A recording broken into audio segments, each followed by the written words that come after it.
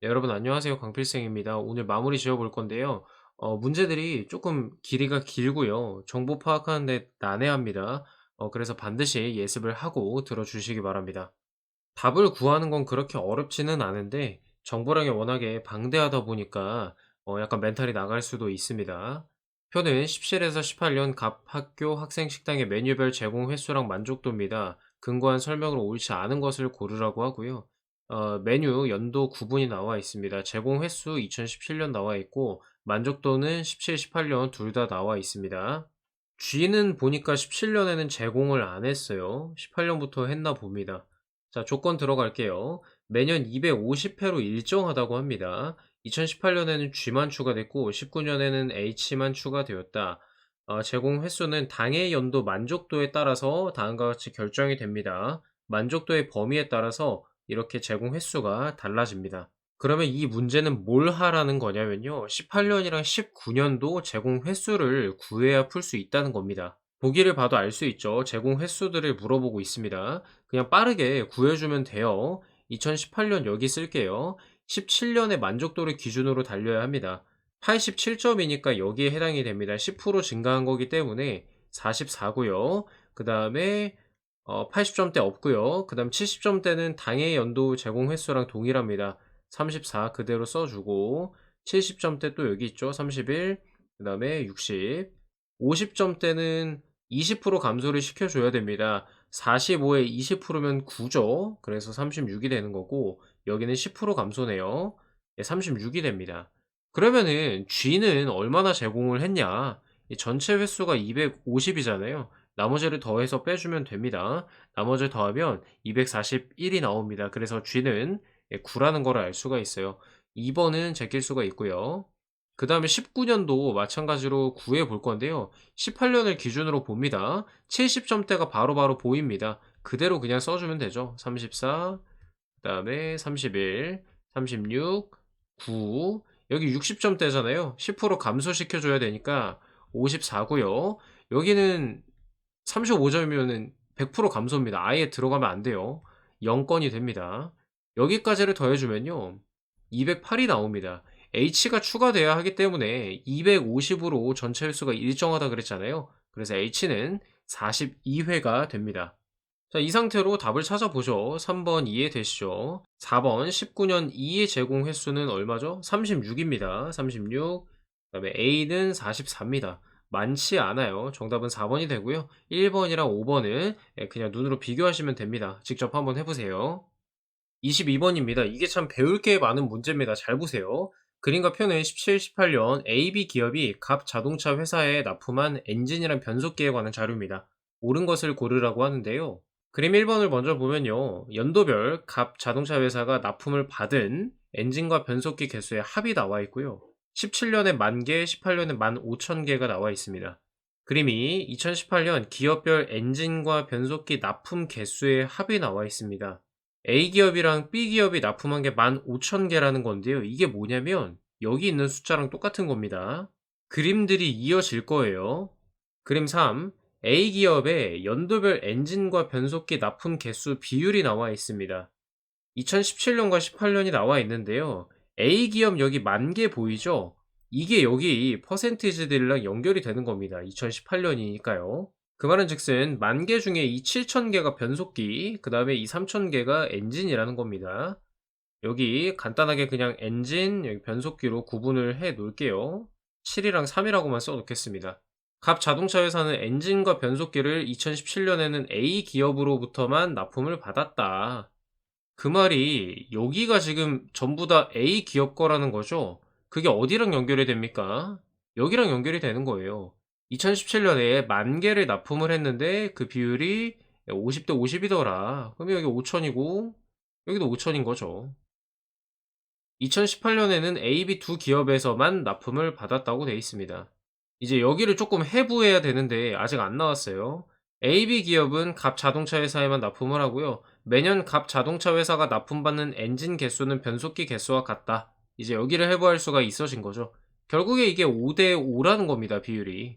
7,500과 7,500인데요. 자, 2018년 정보는 어디 있죠? 바로 밑에 있습니다. 얘네 두 개를 합친 게 이 2018년 15,000개가 나와야 되는 거죠. 7,500개, 7,500개인데 A 기업에서 엔진 3,000개, 변속기 7,000개를 납품을 했기 때문에 B 기업 5,000개 중에 4,500개는 엔진인 거고요. 500개는 변속기인 겁니다.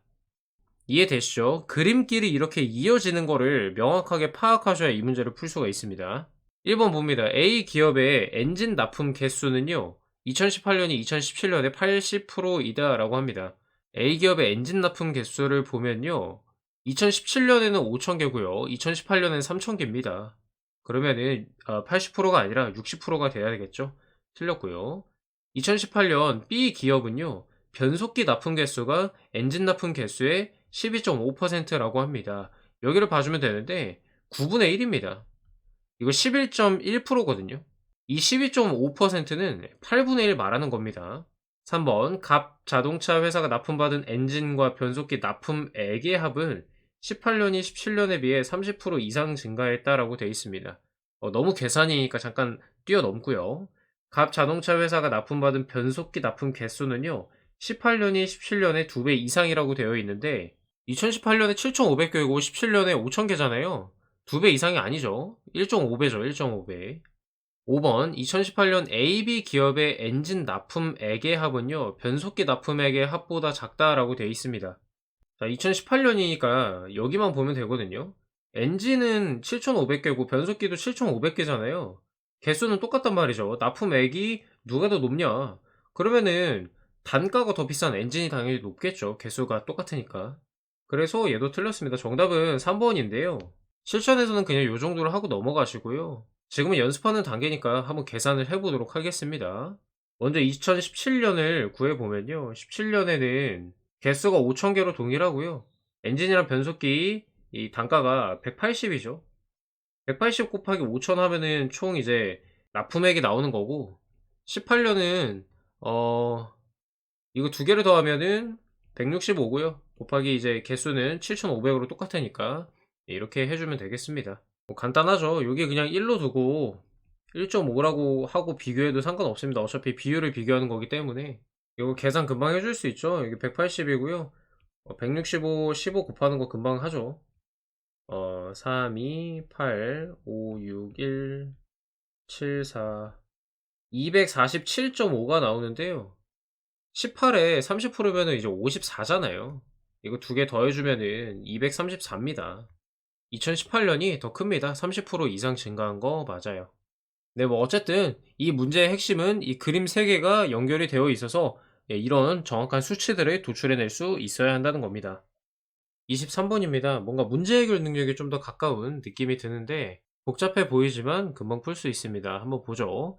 표는 A에서 F 행정동으로 구성된 갑시의 자치구 개편 및 행정동 간 인접 현황이다. 옳지 않은 거를 고르라고 합니다. 인구와 개편 전후 자치구 현황이 나와 있고요. 빵꾸들이 많네요. 인구수는 변함이 없다. 인접 현황이 이렇게 나와 있습니다. 인접하면 1, 인접하지 않으면 0이에요. 조건, 자치구는 가나다며 개편 후에는 라마 2개다. 개편 전에는 한 자치구에 2개의 행정동이고 후에는 당연히 그러면 3개죠. 동일 자치구면은 인접하고 있고요. 인접 여부는 표 2에 따라 판단한다. 이거 그냥 그림 빨리빨리 그려주면 되거든요. A랑 인접한 게 이제 B랑 D잖아요. 이 트리를 만듭니다. 로직 트리처럼. B는 A 연결해줬고 C를 연결해주면 되죠, 이제. E 연결해주고 여기 D 이렇게 연결해주면 됩니다. C는 B랑 연결되어 있고요. E랑 연결해주면 돼요. 그 다음 F도 연결을 해주면 되고요. 그 다음 D는 A랑 B 연결했고요. E랑 연결을 또 해주면 됩니다. E는 B, C, D 연결돼 있죠. 그 다음에 F랑도 연결을 해줘야 됩니다. F는 C랑 E만 연결이 되어 있습니다. 끝났죠? 이 상태로 이제 시작을 하는 건데요. 잘 보세요. 개편 전 자치구는 이미 나와 있습니다. A가 가, C가 나, F가 답니다. 표시를 좀 해보면요. 가, 그 다음에 C가 나, F가 다예요. 근데 이제 같은 행정 도끼리는 서로 인접한다고 했잖아요. 2개씩 묶어주면 되거든요. 개편 전을 기준으로 보는 거기 때문에. 어떻게 묶냐 생각을 해보면요. 여기 F랑 E랑 묶여야 됩니다. 그렇지 않으면 불가능해요. F는 묶을 수가 없기 때문에. C는 B랑 묶여야 되죠. D랑은 연결이 되어 있지 않으니까요. 그러면은 자연스럽게 A랑 이 D가 연결이 됩니다. 개편 전 자치구는 그래서 가가 여기 들어가는 거고 나 여기, 다가 여기 들어가는 거예요. 개편 후 자치구는 라랑 마를 기준으로 보는 거기 때문에 한번 다시 제가 그려볼게요. 이런 상황에서 D가 지금 라고요. E가 지금 마란 말이에요. 이 두 개를 나눠서 세 개씩 묶어주면 되는데 그냥 여기 이렇게 바로 끊어주면 되죠. 오른쪽이 뭐다? 마. 왼쪽이 라다. 이렇게 나눠주면 끝납니다. 그래서 여기가 라, 여기가 라, 마, 마. 이렇게 되는 거죠. 이 상태로 풀면은 정답은 3번으로 금방 나옵니다. 1번부터 5번까지 다 그냥 수치만 비교해주면 되는 거니까 직접 한번 해보시기 바랍니다. 24번입니다. 이게 경우의 수를 좀 따져야 되는 문제여가지고 굉장히 번거롭습니다. 실전에서 저는 이걸 만나면 마지막에 풀 것 같아요. 어쨌든 한번 뭐 봅시다. 다음 그림은요. A 기업 4개 팀 체육대회 종목별 대진표랑 중간 경기 결과고 종목별 승점 배점표가 나와 있습니다. 남은 경기 결과에 따른 최종 대회 성적 옳지 않은 것을 고르라고 되어 있습니다. 보시면 뭐 우리가 알고 있는 그 토너먼트 형태입니다. 종목별 승점 배점표가 있고 1, 2위, 3, 4위 나와 있습니다. 3, 4위는 그냥 결국에 점수가 똑같다는 거예요. 자, 최종 대회 성적은요. 승점 합계가 가장 높은 팀이 종합 우승, 두 번째가 준우승입니다. 동일한 팀이면요. 단체 줄넘기 종목의 순위가 높은 팀이 최종 순위가 높고요. 무승부 없다고 되어 있습니다. 보기를 쭉 스캔을 해보면요. 남은 경기 결과와 상관없이 법무팀은 우승을 할 수 없다. 재무팀이 두 종목에서 이기더라도 기획팀이 우승을 할 수 있다. 기획팀이 다 지면 재무팀이 종합 우승한다. 모두 지더라도 종합 준우승을 할 수 있다. 모두 이기더라도 우승을 할 수 없다. 뭐 이런 식으로 경우의 수를 따져야만 하는 문제입니다. 저는 어떻게 하냐? 일단은요. 그 3, 4위인 애들은 점수가 똑같기 때문에 그냥 바로바로 이렇게 써 버립니다. 어차피 이제 10 단위는 똑같으니까 0은 그냥 빼버려요. 귀찮아서. 여기 3, 3. 그다음에 P9도 3, 3. 여기는 둘둘이죠. 이렇게 미리 쓰고 시작을 한다는 거죠. 자, 근데 쓱 보면요. 법무팀은 뭐 다 3, 4위입니다. 뭐 우승을 절대 할 수가 없어요. 그게 이제 보기 1번이에요. 법무팀은 종합 우승을 할 수가 없죠. 자, 그 다음에 2번을 보도록 하죠. 2번. 재무팀이 남은 경기 중 두 종목에서 이기더라도 기획팀이 종합 우승을 할 수 있다라고 되어 있습니다. 그러니까 기획팀이 유리한 쪽으로 경우의 수를 짜주면 되는 거거든요. 지금 보면은 재무팀이 경기가 3개가 남아 있어요. 여기서 배점이 제일 큰 단체 줄넘기를 기획팀이 이긴다고 가정하고 판을 짜보는 거죠. 왜냐면 재무팀은 그래도 두 경기가 남아 있으니까. 그리고 여기 있는 이 제기차기도 기획팀이 이긴다고 가정을 하고 판을 짜는 겁니다. 지금 봤을 때 법무팀이랑 인사팀은 점수를 계산해 줄 필요가 없어요. 얘네가 3, 4위를 차지하고 있기 때문에 그래서 기획팀이랑 재무팀만 놓고 비교를 하면 됩니다. 기획팀 지금 단체 줄넘기에서 이겼으니까 12점 받고요. 재무팀은 8점을 받고요. 그 다음에 족구 갑니다. 재무팀이 이긴다고 가정을 하죠. 재무팀이 9점, 그 다음에 기획팀이 6점, P9, 재무팀이 1등을 하는 거니까 9점, 그 다음에 기획팀은 3점을 받았죠, 이미. 그 다음에 제기차기 기획팀이 이긴다고 가정을 하고 6점을 받고 재무팀은 2점을 이미 받았습니다. 뭐 이거 다 더해보면은 여기는 이제 28이 나오는 거고요. 여기는 12, 18, 그 다음에 21, 27이 되네요. 재무팀이 이기는 거죠. 기획팀에게 가장 유리한 식으로 경우의 수를 짰는데도 기획팀이 27점으로 재무팀을 이기지 못합니다. 준우승을 하게 되는 거예요. 그래서 할 수 있다 틀렸고요. 정답은 2번이 되는 겁니다.